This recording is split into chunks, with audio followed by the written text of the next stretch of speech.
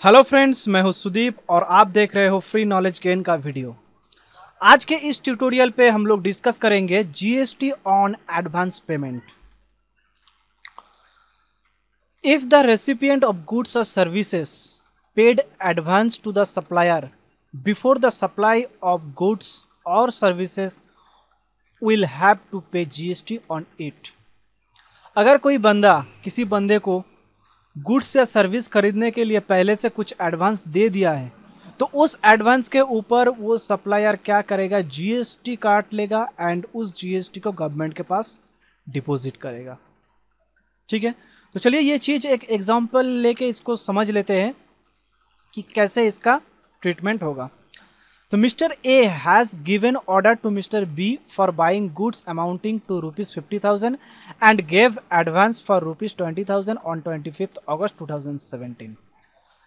Mister A ने mister B को order दिया कि मैं आपसे ये गुड्स खरीदूंगा एंड जिसका वैल्यू रहेगा 50,000। मैं अभी फ़िलहाल 25 अगस्त को मैं आपको 20,000 रुपीज़ एडवांस दे रहा हूँ। तो इस केस में क्या होगा, मिस्टर ए ने मिस्टर बी को वो क्या गुड्स लेगा वो मिस्टर बी को बोल दिया है। ठीक है, और वो गुड्स सप्लाई कहाँ होगा, तो मिस्टर ए ने ये भी बोल दिया है मिस्टर बी को कि ये इसी स्टेट में यानी कि सेम स्टेट में सप्लाई होगा।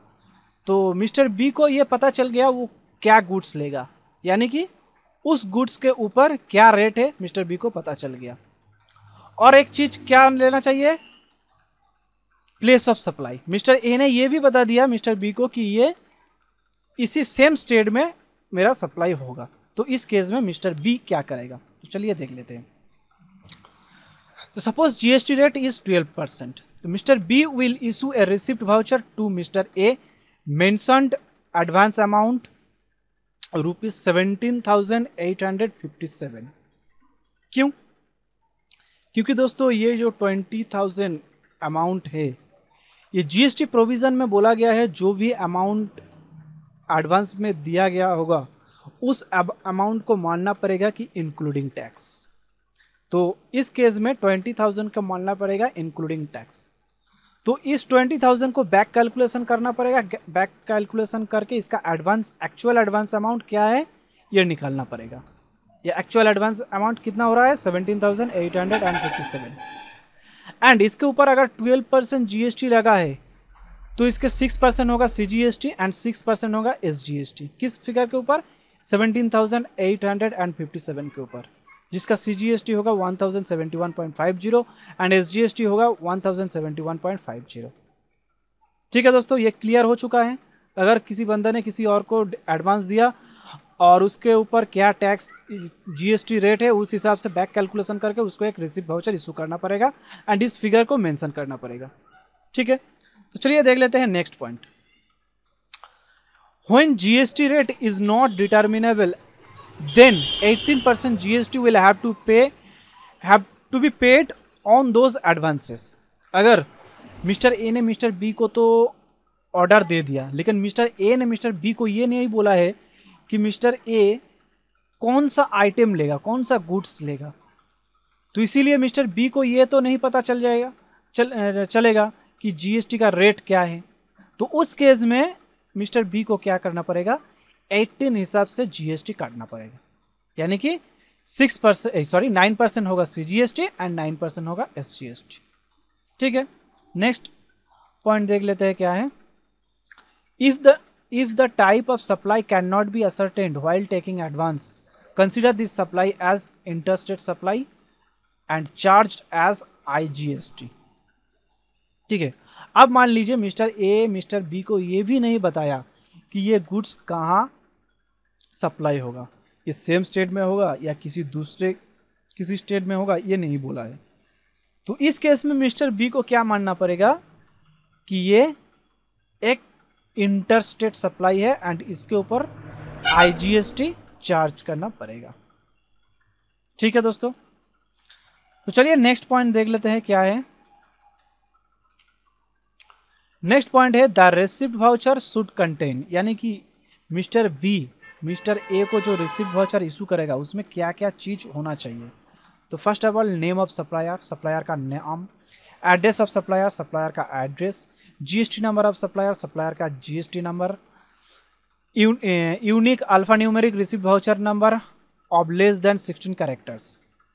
तो एक अल्फा न्यूमेरिक मिक्स्ड एक नंबर रहेगा, वो रिसिप्ट वाउचर का नंबर होगा और जो 16 कैरेक्टर के अंदर होना चाहिए। नेक्स्ट, डेट ऑफ इशू, किस डेट में एडवांस दिया गया है। नेम ऑफ रेसिपिएंट, रेसिपिएंट का नाम क्या है। एड्रेस ऑफ रेसिपिएंट, रेसिपिएंट का एड्रेस क्या है। GST number of recipient, recipient का जीएसटी नंबर क्या है।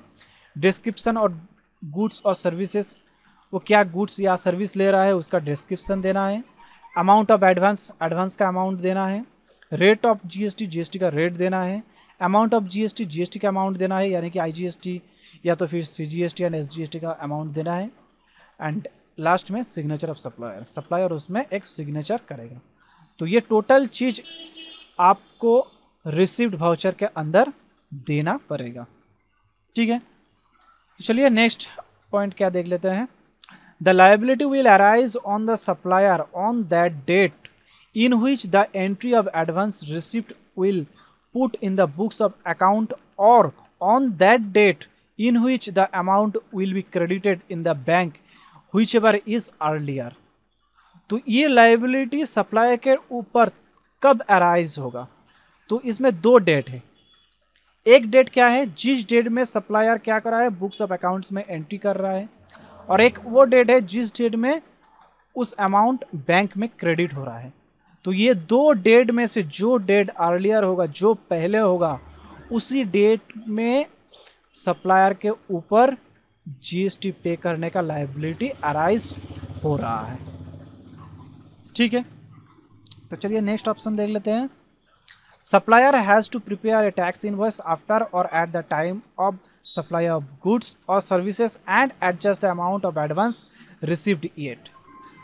तो सप्लायर क्या करेगा, जब उस गुड्स या सर्विस को सप्लाई करेगा उस टाइम या तो फिर उसके बाद या तो फिर उसके पहले, जब भी टैक्स इनवॉइस इशू करेगा तब क्या करना पड़ेगा, पहले जो एडवांस अमाउंट ले चुके हैं उस अमाउंट को इस टैक्स इनवॉइस में एडजस्ट करना पड़ेगा। ठीक है, नेक्स्ट पॉइंट है, after giving the advance to the supplier the buyer will not get the credit of GST.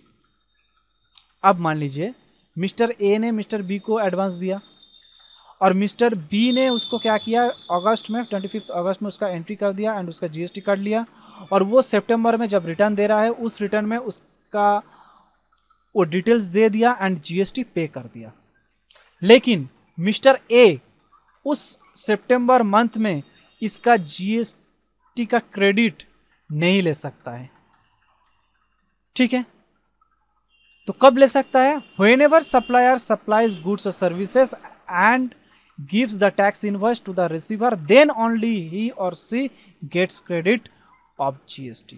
यानी कि जब उस गुड्स या सर्विस का टैक्स इनवॉइस इशू होगा तब मिस्टर ए उसका क्रेडिट ले सकता है। तो मान लीजिए अगस्त में एडवांस दिया तो मिस्टर ए तो सितंबर में नहीं ले सकता है इसका क्रेडिट, और मान लीजिए गुड्स सप्लाई हो रहा है दिसंबर में और दिसंबर में टैक्स इनवॉइस इशू हो रहा है, तो मिस्टर ए दिसंबर में इसका क्रेडिट ले सकता है। उसके बाद दिसंबर के बाद जिस मंथ में वो नेक्स्ट मंथ में जनवरी में जब वो रिटर्न लगाएगा तब इसका क्रेडिट मिस्टर ए ले सकता है। तो उम्मीद करता हूँ दोस्तों ये जीएसटी ऑन एडवांस पेमेंट आपको पूरा डिटेल्स में समझ में आ गया है, एंड ये आपको अगर समझ में आ गया है तो प्लीज़ इस वीडियो को बहुत शेयर कीजिए ताकि जो लोग ये चीज़ के बारे में नहीं जानता है वो भी इस चीज़ को सीखे, इस चीज़ को जाने, इस चीज़ को समझे। एंड अगर आपको कुछ क्वेश्चन है, अगर कुछ आप समझ में नहीं आता है या तो फिर आपके मन में कुछ क्वेश्चन जाग रहा है तो आप प्लीज़ कमेंट बॉक्स में लिखिए, मैं कोशिश करूँगा उसके रिप्लाई देने के लिए। ठीक है दोस्तों, और हाँ, जो लोग मेरे चैनल को अभी तक सब्सक्राइब नहीं किए हो तो प्लीज़ मेरे चैनल को सब्सक्राइब कर लीजिए, क्योंकि नया नया वीडियो मैं जब डालता रहूँगा तो उसका नोटिफिकेशन आपको मिल जाएगा। तो चलिए दोस्तों, आज यही तक। Keep smiling, keep learning and keep growing.